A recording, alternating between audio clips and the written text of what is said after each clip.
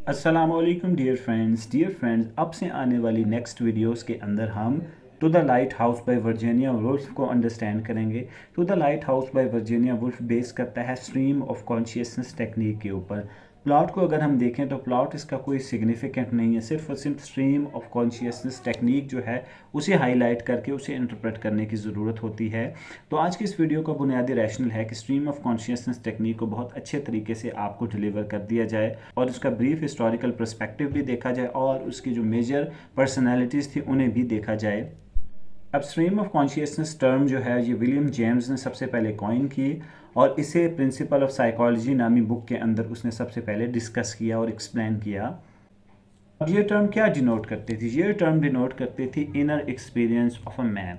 इंसान के अंदर भी एक पूरा वर्ड बसा हुआ है कि जो उसके बिहेवियर को कंट्रोल करता है, वो उसके फीलिंग्स को कंट्रोल करता है। उसी के बुनियाद पर जो हमारे जो स्ट्रीम ऑफ कॉन्शियसनेस पर बेस्ड नावल हैं उनका प्लॉट अराइज करता है और आगे चलता जाता है। तो ये टर्म क्या डिनोट करती है कि जो इनर एक्सपीरियंस हैं किसी भी कैरेक्टर के, उनकी बात की जाती है स्ट्रीम ऑफ कॉन्शियसनेस टर्म के अंदर।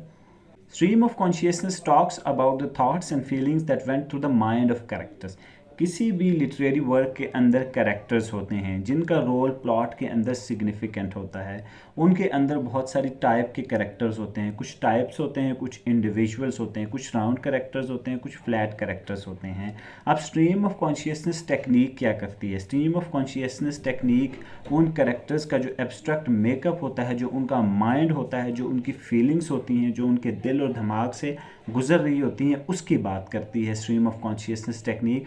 और उनके जो वर्ड्स होते हैं वो प्राइमरी रोल प्ले करते हैं कि वो उनकी फीलिंग्स किस तरीके से पेंट अप हों। तो इस सिलसिले में जो कैरेक्टर्स के डायलॉग्स होते हैं, जो उनके वर्ड्स होते हैं, वो प्राइमरी रोल प्ले करते हैं कि जिसकी वजह से जो उनका एब्स्ट्रैक्ट पैटर्न है, जो उनकी फीलिंग्स हैं, वो आपके सामने आए। अब ऐसे नॉवलिस्ट को साइकोलॉजिकल नॉवलिस्ट भी कहा जाता है। वो क्या करते हैं ऐसे नॉवलिस्ट? ऐसे नॉवलिस्ट जो डायरेक्ट मेंटल एक्सपीरियंस होता है कैरेक्टर्स का, वो ऑडियंस के सामने पेश करते हैं कि जो कैरेक्टर्स हैं वो मेंटली क्या चीज़ फील कर रहे हैं, उनके जहन के अंदर क्या थॉट प्रोसेस चल रहा है, उनका कॉग्निटिव पैटर्न क्या है, वो ऑडियंस के सामने पेश कर देते हैं अगर वो कोई ड्रामेटिक परफॉर्मेंस हो। इस तरह की टेक्निक को हम इंटीरियर मोनोलॉग भी कहते हैं। इसको इंटीरियर मोनोलॉग भी कहा जाता है, इसको उसके अलावा स्ट्रीम ऑफ कॉन्शियसनेस टेक्निक भी कहा जाता है और इस तरह के नावल को साइकोलॉजिकल नावल भी कहा जाता है और ऐसे नावलिस्ट को साइकोलॉजिकल नावलिस्ट भी कहा जाता है। ये लगभग 1901 का ज़माना है कि जब आर्थर श्निट्जर, जो उस दौर की बहुत इंपॉर्टेंट लिटरेरी फिगर थी, उसने लेफ्टिनेंट गस्टल के नाम से एक नोवेला राइट किया। इसके अंदर उसने जो इंटीरियर मोनोलॉग की टेक्निक थी उसको बहुत ज़्यादा डेवलप किया, उसके ऊपर बहुत ज़्यादा काम किया। उसके अलावा अगर हम आगे चलें इसी हायरार्की में, तो एडवर्ड डुजार्डन थे, उन्होंने भी सबसे पहले हम कह सकते हैं कि स्ट्रीम ऑफ कॉन्शियसनेस टेक्निक को अपने वर्क के अंदर यूज़ किया और लिटरेरी सर्किट के अंदर स्ट्रीम ऑफ कॉन्शियसनेस टेक्निक से लोगों को मुतारिफ़ करवाया। देन हमारे पास बहुत ही इंपॉर्टेंट लिटरेरी फिगर है जेम्स जॉयसी। अब जेम्स जॉयसी ने क्या सिग्निफिकेंट किया? जेम्स जॉयसी की जो सिग्निफिकेंट अचीवमेंट है लिटरेचर के अंदर, वो उनका वर्क यूलिसिस है। यूलिसिस के अंदर उन्होंने क्या किया? यूलिसिस के अंदर उन्होंने स्ट्रीम ऑफ कॉन्शियसनेस टेक्निक को इस्तेमाल किया और उसी स्ट्रीम ऑफ कॉन्शियसनेस टेक्निक को बहुत ज़्यादा लॉफ्टी स्टेटस दिया, बहुत हाई पेडेस्टल पे उन्होंने इसे प्लेस किया। अब यूलिसिस के अंदर स्टोरी क्या थी? यूलिसिस दो जो इंसान थे उनकी एक्सपीरियंस की कहानी थी, ल्यूपर्ट ब्लूम और स्टीफन डल्डस। इसके अंदर स्ट्रीम ऑफ कॉन्शियसनेस टेक्निक को इस्तेमाल किया गया था और जो इनर एब्स्ट्रैक्ट पैटर्न थे, जो थॉट प्रोसेस था कैरेक्टर्स का, उसे एक्सप्लेन किया गया था। उसके अलावा एक और सिग्निफिकेंट वर्क जेम्स जॉयसी का a portrait of artist as a young man, जिसे 1916 में पब्लिश किया गया, उसके अंदर भी स्ट्रीम ऑफ कॉन्शियसनेस टेक्निक को इस्तेमाल किया गया। ये लगभग 1920 का ज़माना है कि बहुत सारे राइटर्स ने स्ट्रीम ऑफ कॉन्शियसनेस टेक्निक को जेम्स जॉयसी से सीख लिया था और वो उसे अपने लिटरेरी वर्क के अंदर इस्तेमाल कर रहे थे।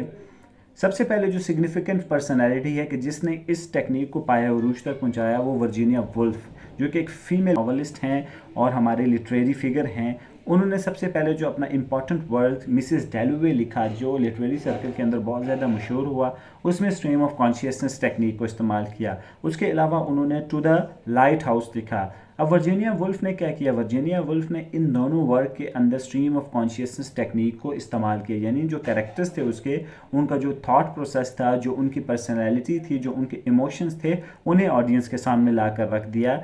ये 1925 का ज़माना है कि वर्जीनिया वुल्फ ने मिसेस डैलोवे को पब्लिश किया और 1927 के अंदर टू द लाइट हाउस को पब्लिश किया।